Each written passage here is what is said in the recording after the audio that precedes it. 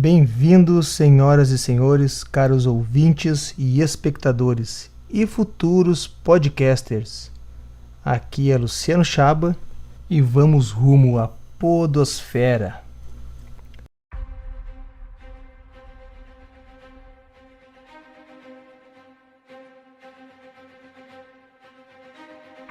Na década de 80, muito antes da internet invadir a vida das pessoas, já existia nos Estados Unidos o serviço chamado RCS, Radio Computing Service, e peço desculpa aí pelo meu inglês, que é bem macarrônico e é bem fraco.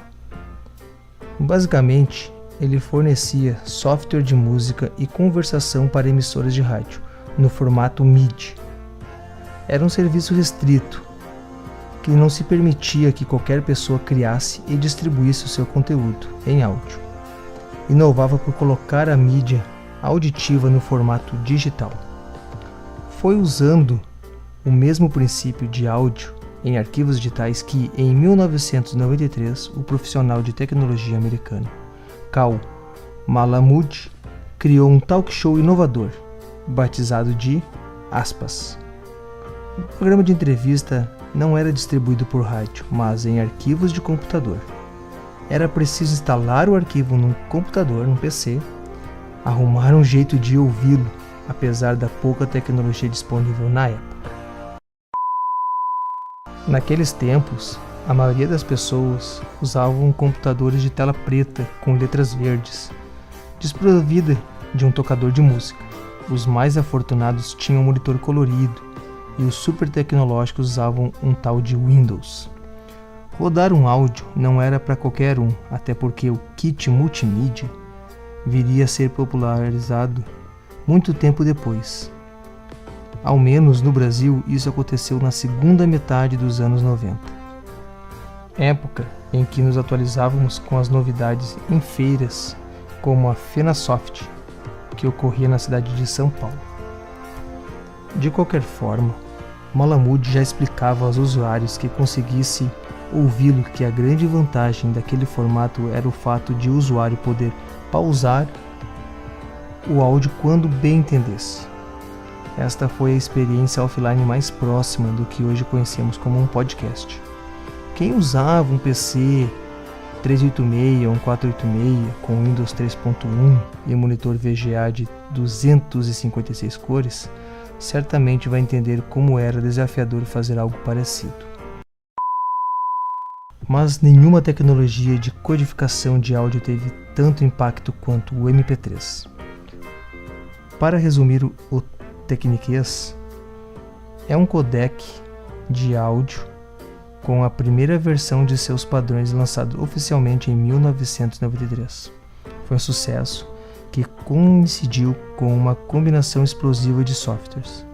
O Winamp, um dos mais populares players e organizadores de músicas, lançado em 97, e o Napster, de 99, que permitia a troca de arquivos entre computadores, além de protagonizar o primeiro grande episódio jurídico entre a internet e a indústria fonográfica. É preciso considerar que, desde o nascimento da web até a virada do século, a internet já estava presente na vida das pessoas. O número de pessoas com acesso à rede já alcançava a casa dos 500 milhões em âmbito mundial. Hoje são 4,3 bilhões. Embora o streaming ainda ficasse restrito a algumas iniciativas computacionais como o Winamp e o Napster, já decretavam: dificilmente ouviríamos música e informação do mesmo jeito que for até ali. Enquanto o MP3 se espalhava, outras iniciativas incorporavam funcionalidades que remetiam ao que os podcasts usam atualmente. Em 2001, mesmo ano de lançamento do iPod pela Apple, a Apple Technologies de São Francisco lançou um gravador de áudio para PCs. O gravador se chamava Replay Radio. O Replay Radio não apenas permitia gravar áudio, como também acessava outros servidores, de onde se baixavam arquivos de áudio. Uma ideia similar ao peer-to-peer, muito popular no início do milênio. Um dos programas que fazia sucesso naquela época era o Web Talk Guys, de autoria de Rob e Dana Greenlee, que ficou no ar até 2006. É uma pena que não tenha continuado a existir até hoje, seria um caso de programa que fez sucesso numa mídia antes mesmo dela existir. Hoje, os agregadores, como conversado no último vídeo, facilitam a vida dos ouvintes. Os smartphones da Apple já vêm com programas nativos e muitos apps oferecem o mesmo serviço. E em 2018, o Google e o Spotify entraram com força nesse segmento. Como visto anteriormente, o agregador permite que o usuário escolha os programas que quer acompanhar e baixe automaticamente os novos episódios, especialmente em celulares. Este conceito pode parecer super moderno, mas o fato é que ele surgiu em setembro de 2000, quando a i2Go lançou o programa My Audio 2Go.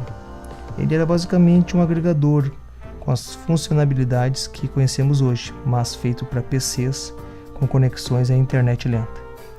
Quem um dia usou o Napster e se lembra de deixar o computador virado à noite para baixar músicas de modestos 4 MB, o My Audio 2Go fazia a mesma coisa, com a mesma lentidão. Mas os arquivos de MP3 não eram de música, e sim notícias de esporte, entretenimento, clima, cultura. A ideia era visionária, mas não era sustentável.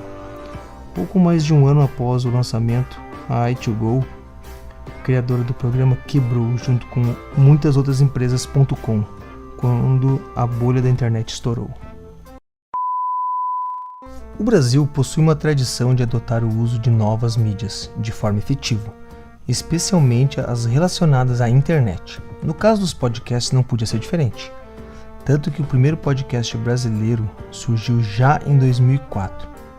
Sendo mais preciso, foi em 21 de outubro de 2004 que Danilo Medeiros criou o podcast Digital Minds, que surgiu como parte do blog de mesmo nome. Esse não foi o primeiro blog a disponibilizar arquivos de áudio para download, mas o primeiro a fazê-lo através de podcast. Em 15 de novembro do mesmo ano, surgiu o podcast do Gui Leite. Na primeira edição foi explicada a intenção de fazer o podcast para testar esse tipo de tecnologia.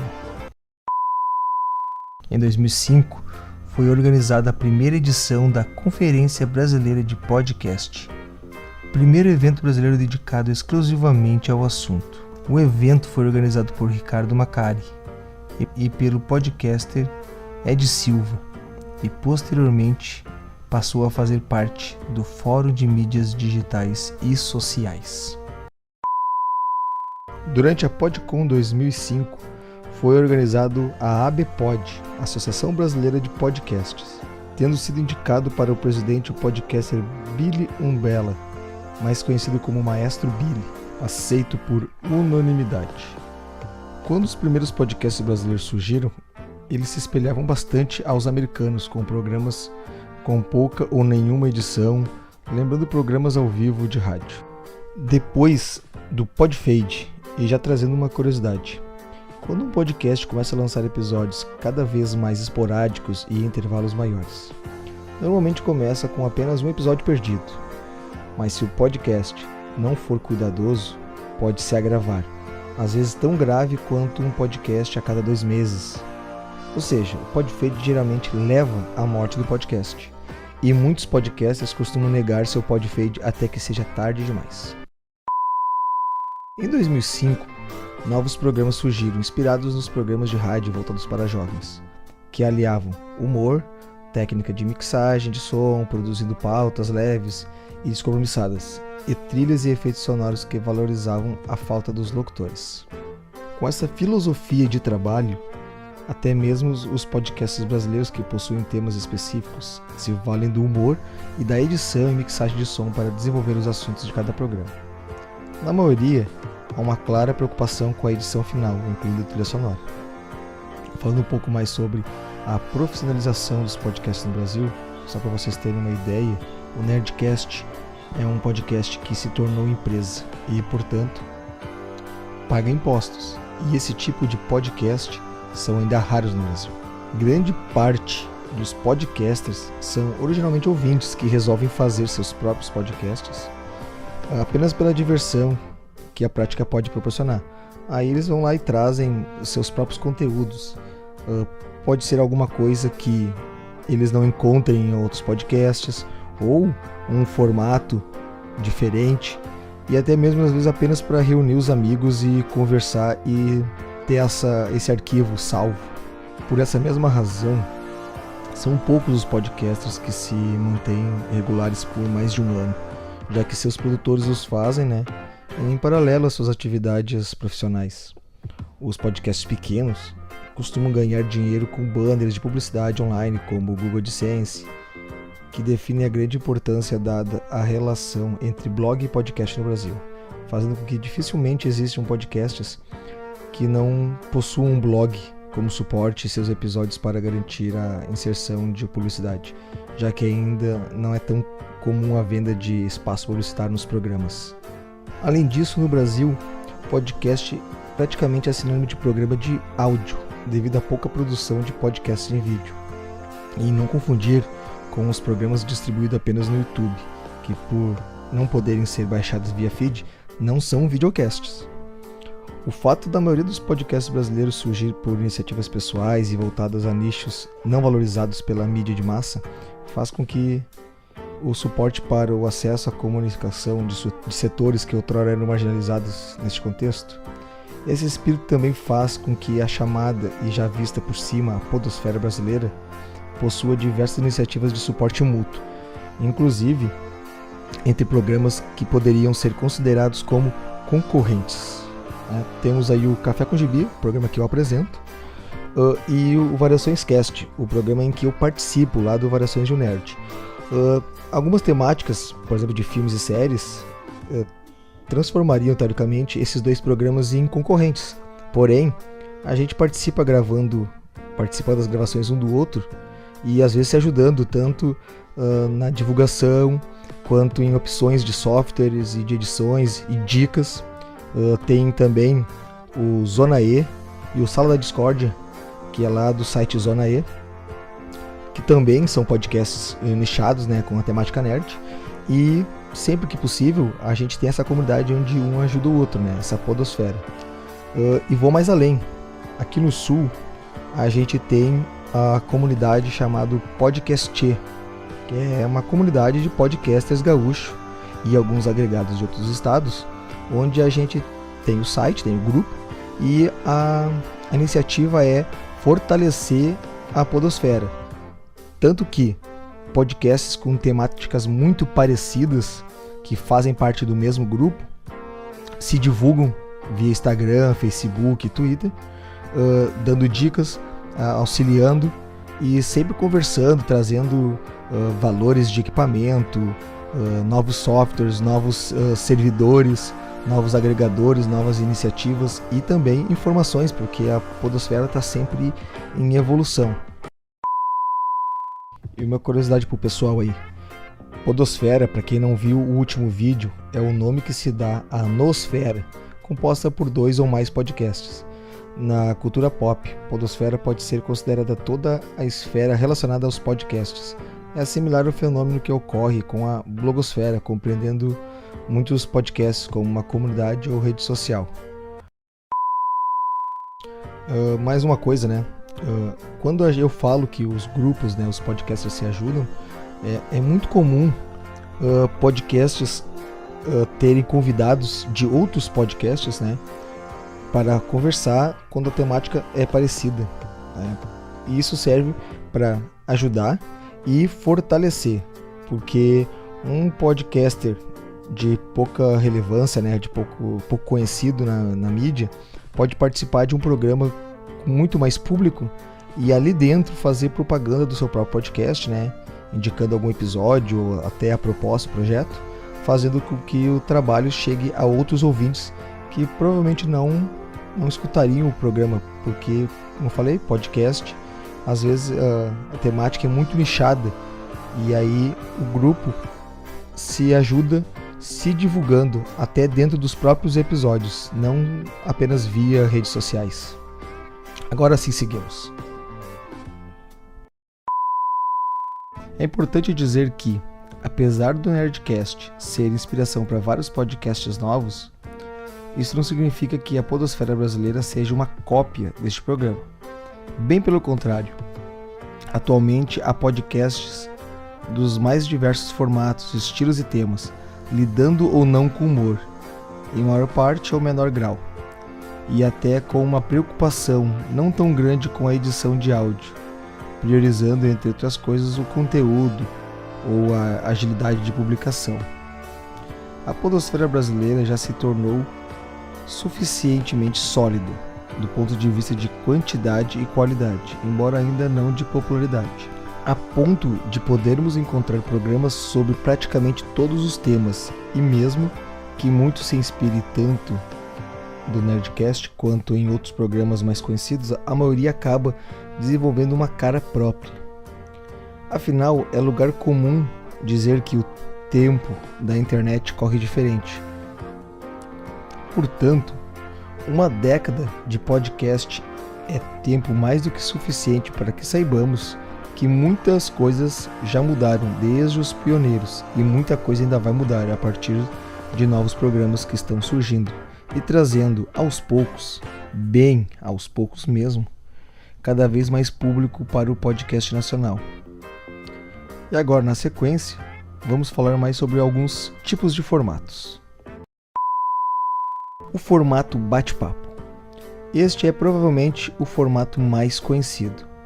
Esses programas nada mais são do que conversas, bate-papos descontraídos com amigos sobre algo que se entende ou que se goste. Não necessariamente tem que ser algo engraçado ou descontraído. Temos aí Jovem Nerd, 99 Vidas, Não Ovo, Braincast, Treta Talks, GugaCast. Entre outros, tem essa pegada humorística. O Rebobinando fala de cultura pop de uma maneira diferente do habitual. E outro excelente podcast também nesse formato, mas trata de assuntos sérios, é o Mamilos. Entram também neste formato podcasts como o Xadrez Verbal, que fala sobre política internacional, notícias e acontecimentos no mundo. Formato Storytelling. Neste formato aqui entram uma série de podcasts diferentes. O Storyteller é uma forma de roteiro, um estilo de escrita muito usado em jornalismo, crônicas, etc. No podcast Storyteller, você vai ouvir ou contar uma história. O Storyteller pode ser jornalístico, como é o Projeto Humanos. Pode ser um audiodrama, como é o 1986, o Welcome to Night Valley, até o The Good Time. Em alguns episódios tinham esse formato storytelling, com audiodrama, efeitos sonoros e algumas coisas mais assim. Ou apenas alguém falando sobre uma história, como é o Abertura Total. Formato educacional. Existem também os podcasts educacionais, que podem ser tanto um complemento para as aulas, bem como aulas ou cursos inteiros. Existem vários programas de podcasts de EAD, que é o ensino à distância. Qualquer aula que não exija muita informação visual é capaz de ser transformada em podcast. Existem vários podcasts, cursos de idiomas, cursos de economia, entre vários outros temas. Programas de rádio. Esse formato é meio controverso na podosfera. Algumas rádios extraem trechos de programas ou programas inteiros e distribuem como podcast. Algumas pessoas, assim como eu, acham que não é bem podcast porque não foi pensado como podcast. E se a gente for pela semântica da palavra, podcast é qualquer arquivo de áudio transmitido por um feed. Então, programas de rádio também podem ser podcasts. De certa forma, podemos encaixar aqui também podcasts que parecem ser programas de rádio, como o Travessia, que fala sobre música brasileira e toca essas mesmas músicas, e o Loop Matinal, que traz diariamente notícias do mundo da tecnologia. Mas na minha opinião, esses sim se encaixam mais como podcast, porque tem todo um trabalho de ser pensado como podcast e a edição.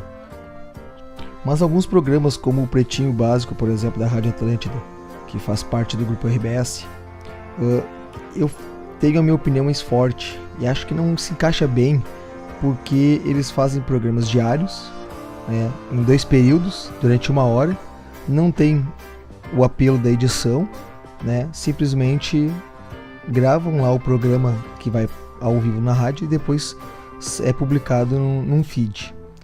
Tanto é que eles se denominam o programa, né, de podcast com mais episódios lançados. Mas nesse caso fica fácil, porque é um programa de rádio diário em 2 edições, onde não tem o esmero da edição e é simplesmente aquela 1 hora que é feita ali na rádio gravada e lançada num feed. Então aí fica fácil ter essa marca de programa com maior número de episódios lançados. E agora a gente vai fazer um pequeno resumo, assim, um apanhado bem superficial, bem por cima de alguns pontos. Mas não se preocupem, a gente vai retornar abordando cada um desses itens que eu falar agora nas próximas aulas. Tá? A gente vai começar a falar como fazer uma gravação, né, por cima. Claro, você sabe que precisaria, depende de um microfone de lapela, um headset, podendo usar para gravar até um celular. Não é muito recomendado, mas se tu entrar ali na Play Store ou na lojinha da Apple, vai encontrar alguns aplicativos que podem, entre aspas, né, suprir essa demanda. Mas não é muito aconselhável, já que eles não oferecem assim uma boa qualidade. Para conexão entre os participantes, muitos escolhem gravar via Skype, Hangout, Discord e alguns outros aplicativos, programas para fazer essa conexão entre participantes. Mas nem todos vão ajudar na hora de gravar, porque nem todos têm uma boa qualidade, depende da internet, e também não salvam os arquivos, como alguns escolhem, que é o meu caso, em canais separados. Então isso pode prejudicar as gravações. Mas assim, sempre há novos aplicativos, novos programas aparecendo. Um deles, que já é um pouco conhecido, é o PodFX Studio, né? Uma plataforma baiana que ela foi criada e desenvolvida especialmente para os podcasters, né? E ela tem um suporte até 8 pessoas numa chamada de gravação. Mas assim, o PodFX, ele apresentou alguns problemas recentemente. Então a gravação do podcast, ela sempre vai variar de acordo com as suas plataformas, seus aplicativos, seus programas, porque alguns deixam de ter suporte, outros param de funcionar e numa atualização vocês não vão conseguir fazer. Então é sempre bom ter em mãos assim sempre mais de uma opção na hora de fazer essas reuniões, essas capturas de áudio, né? Temos aí o Audacity, por exemplo, que é uma boa opção tanto para gravação quanto para edição, né? Não para fazer a chamada, mas sim para gravar o áudio e editar, né? Mas também há outros aí, Sony Vegas também é uma boa opção para poder fazer essas gravações e edições. Como eu falei, a gente vai retornar depois e falar com mais profundidade, com mais calma, sobre cada um desses itens que eu falei. E podem ter certeza, eu vou adicionar outras plataformas, outros aplicativos, outras funcionalidades. Aí a gente vai falar mais profundamente sobre cada um deles. Mas calma lá, vamos dar uma continuidade. Temos também a hospedagem, né? O que acontece? A hospedagem nada mais é que o site onde você vai guardar o seu podcast. Não é o site onde você vai fazer a distribuição, e sim onde você vai salvar, né? O servidor que você vai guardar o podcast e fazer a distribuição para os agregadores. Há algumas plataformas, né, no Brasil, como o Megafono, o SoundCloud, o PodCloud, Anchor. Todas essas plataformas, elas servem a esse propósito, né, de fazer a gravação e salvar esses arquivos para fazer a distribuição. Sem falar, né, nos seus agregadores. Nós temos uma lista grande de agregadores aí, alguns bem mais conhecidos aí do grande público, da grande massa, outros nem tanto, né? Nós temos aí na lista dos mais conhecidos, claro, o Spotify, o próprio iTunes, né, que é um grande distribuidor, um grande agregador de podcasts. Temos também o Deezer, né, que também faz uma boa distribuição, é conhecido, o Google Podcasts, né, e temos também alguns um pouco menos conhecidos, porém importantes também, que são alguns agregadores que quem faz podcast acaba conhecendo e tendo cuidado com eles, porque eles ajudam nessa distribuição. Temos o Breaker, o Pocket Casts, o Rádio Public, também ajuda muito na distribuição. Tem também o Castbox, né, que é bem conhecido do pessoal do podcast, Overcast. E se a gente pesquisar, a gente acaba encontrando outros agregadores, e é sempre bom ter esses conhecimentos, porque se você está fazendo um podcast e quer ser conhecido, é através desses agregadores que a gente vai chegar no público.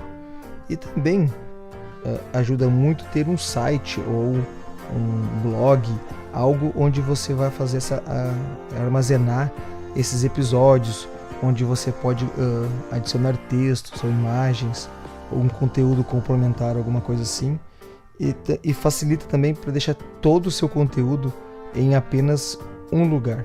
Então essa criação de um site ou blog também é muito interessante.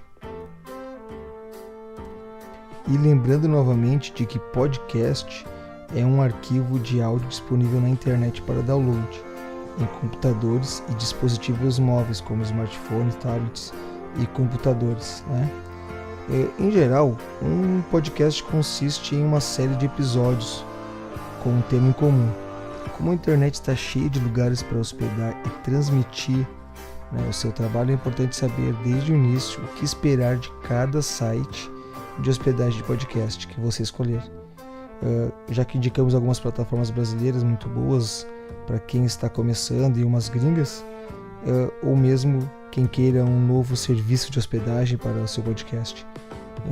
São plataformas especializadas nesse tipo de serviço, e temos certeza que alguma delas irão ajudar muito. Porém, lembrando que algumas plataformas, né, alguns servidores de hospedagem de podcast, elas não são gratuitas, elas dependem de pagamentos mensais ou anuais. Nem todas são pagas, tá? Mas a maioria é paga. E aí que entra o nosso próximo item. Como manter um serviço de hospedagem para o seu podcast?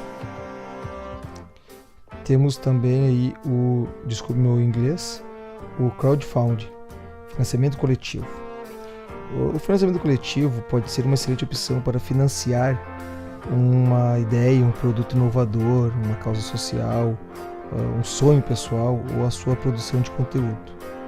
Essa é claramente uma alternativa legítima e eficaz de garantir o capital inicial para a realização de uma ideia ou uma forma de manter uma produção e o servidor, como é o caso dos financiamentos recorrentes.